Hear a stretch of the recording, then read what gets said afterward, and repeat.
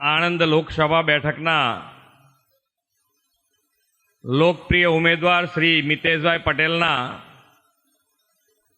જન સમર્થનમાં આયોજિત આજની વિશાળ જાહેર સભામાં આપણી સૌની સાથે મંચ ઉપર ઉપસ્થિત સૌ સંતગણના ચરણોમાં વંદન કરું છું। સાથે સાથે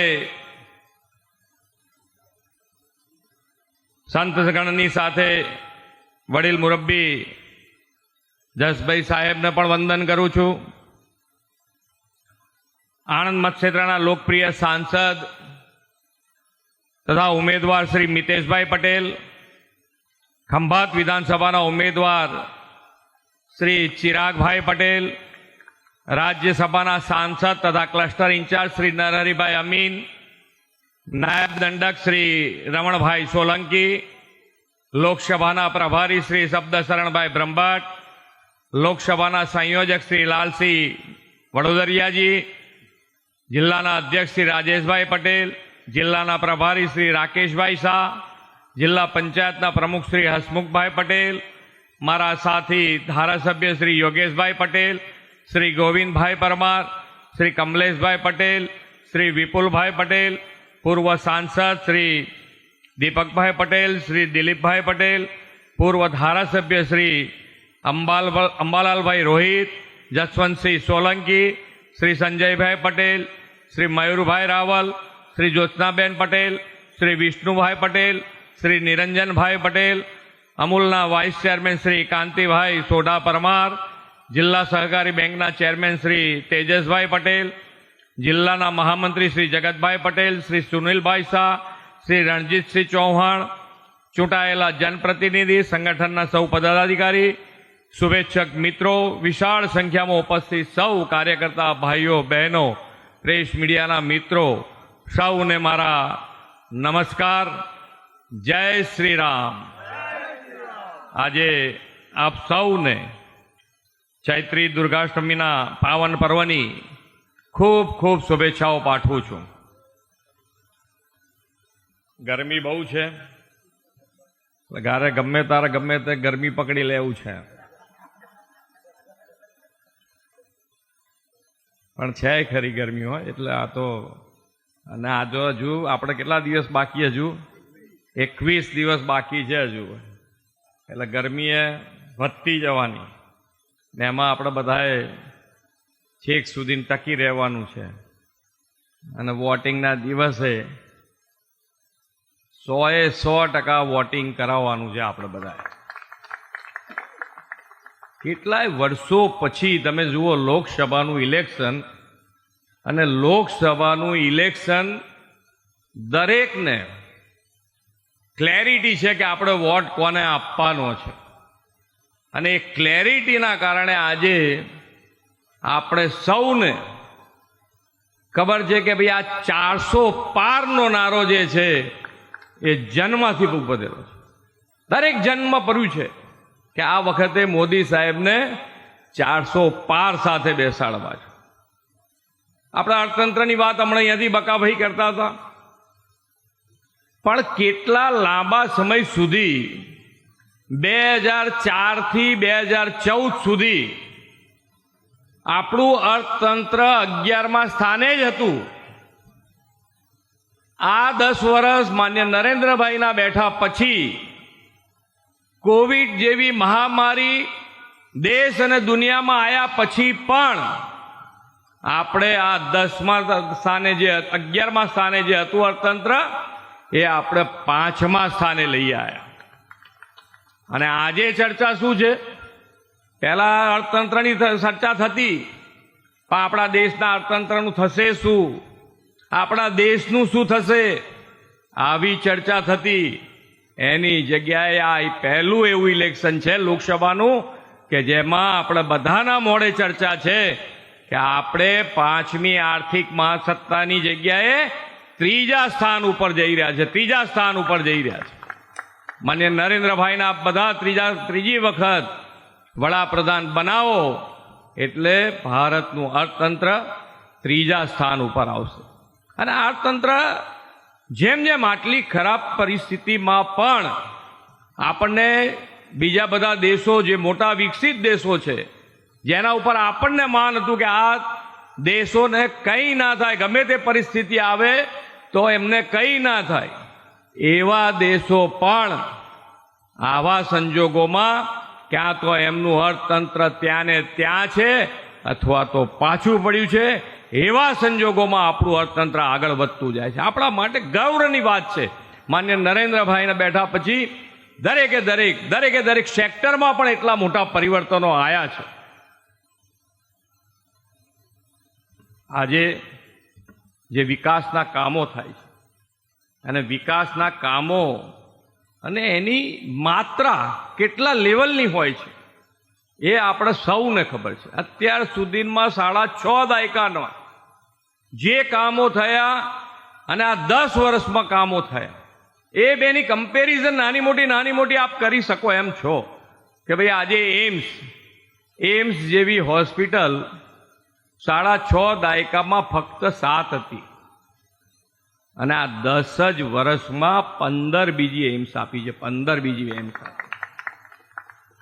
દરેક આજે ગુજરાતની વાત કરીએ તો સેવા અને સુશાસન બે સાથે કરવું પડે.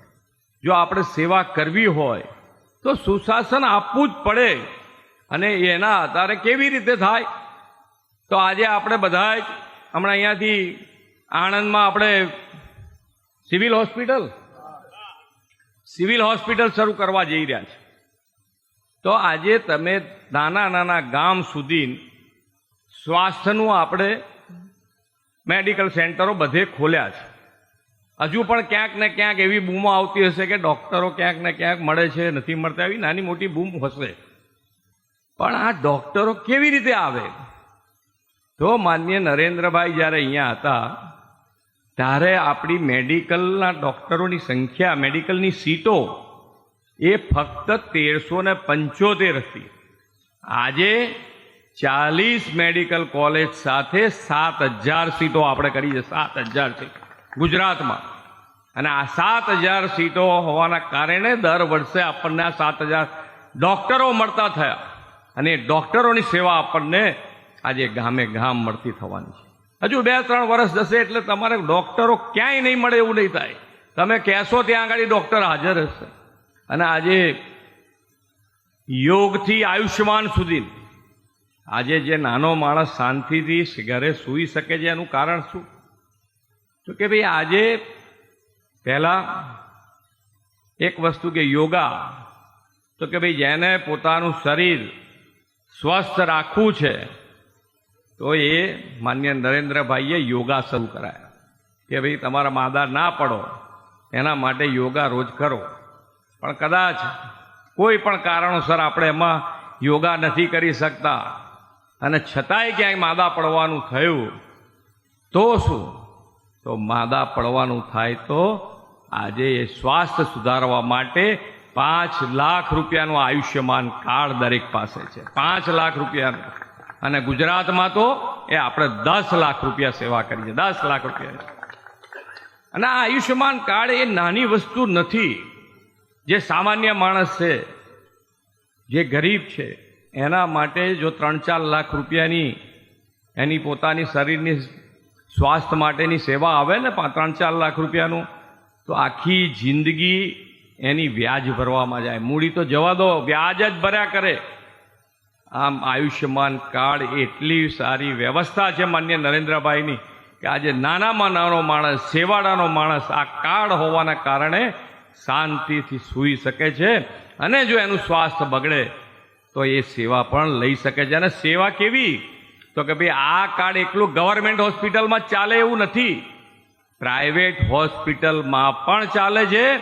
અને સ્વાસ્થ્ય તમારું સારું થઈ જાય પછી ઘરે જવાના પૈસા ના હોય તો એના માટેની પણ વ્યવસ્થા 300 રૂપિયા સરકારે કરી છે. 300 રૂપિયા આપે, ઘરે સુધી મૂકી જાય. ખૂબ સારી વ્યવસ્થા આજે થઈ છે. દરેક ઇલેક્શન વખતે જ્યારે ઇલેક્શન આવે ત્યારે આપણને બધાને ખબર છે કે બેરોજગારીનો મુદ્દો તો આપણે આવે જ. બેરોજગારીના મુદ્દામાંથી પણ બહાર કેવી રીતે નીકળી શકાય એનો મજબૂત પાયો માન્ય નરેન્દ્રભાઈ આપણા ગુજરાતમાં શરૂઆત કરીને આજે દેશમાં એનો લાભ દરેક રાજ્ય લઈ રહ્યો છે. કેવી રીતે તો 2003માં માન્ય નરેન્દ્રભાઈએ વાઇબ્રન્ટ શરૂ કર્યું અને વાઇબ્રન્ટ શરૂ કરવાના કારણે આજે 10મી કડી આપણે પૂરી કરી. 10મી કડી તો આ 10 કડી વાઇબ્રન્ટની પૂરી કર્યા પછી આપણને લાભ શું થયો તો કે ભાઈ આપણને દુનિયાની જે 500 મોટી કંપનીઓ છે એ 500 મોટી કંપનીઓમાંથી 100થી વધારે મોટી કંપનીઓ આપણા ગુજરાતમાં કામ કરી રહી છે. અને એના કારણે આજે દેશમાં સૌથી વધારે રોજગારી આપતું કોઈ રાજ્ય હોય તો એ ગુજરાત છે. એટલે બધા જ દરેક ક્ષેત્રે પણ એટલું કોન્ફિડન્સથી માન્ય નરેન્દ્રભાઈએ ખૂબ સારા કામો કર્યા છે.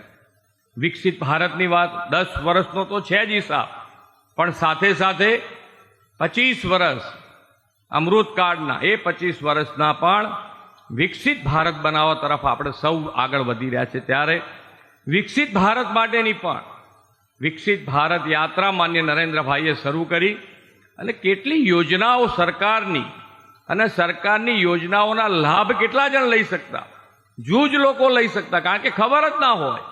આ તો માન્ય નરેન્દ્રભાઈને સેચ્યુરેશનનો વિચાર આવે અને વિકસિત ભારત તરફ આગળ જવું હોય તો વિકસિત ભારત તરફ આગળ જવા માટે વિકસિત ગુજરાત આપણે અને વિકસિત ગુજરાત માટે નાનામાં નાનો માણસ, છેવાડાનો માણસ મુખ્ય પ્રવાહમાં કેવી રીતે આવે એના માટે માન્ય નરેન્દ્રભાઈએ આ સરકારી યોજનાઓ દરેકના ઘર સુધી પહોંચાડી અને આ દરેકના ઘર સુધી જ્યારે આ યોજનાઓ પહોંચી છે એનો લાભ થવાના કારણે દરેક જણ મુખ્ય પ્રવાહમાં આવે એના માટેનો હર હંમેશ માન્ય નરેન્દ્રભાઈએ પ્રયાસ કર્યો છે. ગુજરાત સરકાર પણ એ રીતે જ આગળ વધી રહી છે. એક નાનું ઉદાહરણ આપીને હું વાસ્તવ્ય પૂરું કરું કે જેથી તમને એકદમ મગજમાં બેસે કે કેવી રીતે આજે ટેક્સની આવક પણ પહેલાં આખા વર્ષમાં 11 લાખ કરોડનો ટેક્સ આવતો હતો, આજે 34 લાખ કરોડ રૂપિયાનો ટેક્સ આવે છે. 34 લાખ કરોડ રૂપિયાનો. આ ધંધા રોજગાર પણ એટલા વ્યવસ્થિત રીતે આગળ વધી રહ્યા છે આપણા બધા એ માટે. અને એના કામની વિગત કરી આપું તમને તો જે આપણા રેલવે છે, રેલવેનું ઇલેક્ટ્રિફિકેશન કરવાનું કામ 1947થી 2014 સુધી કેટલા કિલોમીટર થયું, આંકડો એક્ઝેક્ટ સાંભળજો, 20,800 કિલોમીટર થયું. 20,800 કિલોમીટર. અને આ 14થી 24માં આ કામ 38,000 કિલોમીટરથી વધુ થયું છે. 38,000 કિલોમીટર આ 10 જ વર્ષમાં. આવા તો કંઈક કામો થયા છે. હમણાં તમે પેલા કાશ્મીર ઉપરનો રેલવે બ્રિજની જોયો હશે, બધાએ જોયો છે ને સોશિયલ મીડિયામાં. ચિનાબ નદી ઉપર સૌથી ઊંચો રેલવે બ્રિજ આપણે બનાવ્યો માન્ય નરેન્દ્રભાઈ, અને એની કિંમત કેટલી? 35,000 કરોડ રૂપિયાનો આ બ્રિજ બન્યો છે. 35,000 કરોડ. આવા તો કંઈક કેટલા કામ. આજે આપણે વંદે ભારત ટ્રેનમાં બેઠા હોય તો આપણને એમ લાગે છે કે આપણે અહીંયા ફોરેન થઈ ગયું છે. આપણે અહીંયા હવે ફોરેન થઈ ગયું છે. વંદે ભારત ટ્રેનનો તમે લાભ લીધો હશે બધાએ મોટા ભાગે. આ બુલેટ ટ્રેન તો આવવાની જ છે, બુલેટ ટ્રેન આવવાની જ છે. કેટલા સ્ટેશનો આપણા ત્યાં આગળ ઇનોવેટ થઈ રહ્યા છે. આજે આપણને એમ લાગે કે ભાઈ વિકાસ કોને કહેવાય, કેવી રીતે થઈ શકે એ માન્ય નરેન્દ્રભાઈએ દેશ અને દુનિયાને બતાડ્યું છે. ત્યારે આપણે સૌ સાથે મળી અને આપણા ઉમેદવાર બકાભાઈ અને ચિરાગભાઈને ખૂબ મોટી લીડથી આપણે જીતાડીએ એ જ અભ્યર્થના. ભારત માતા કી જય. વંદે માતરમ. જય જય ગરવી ગુજરાત.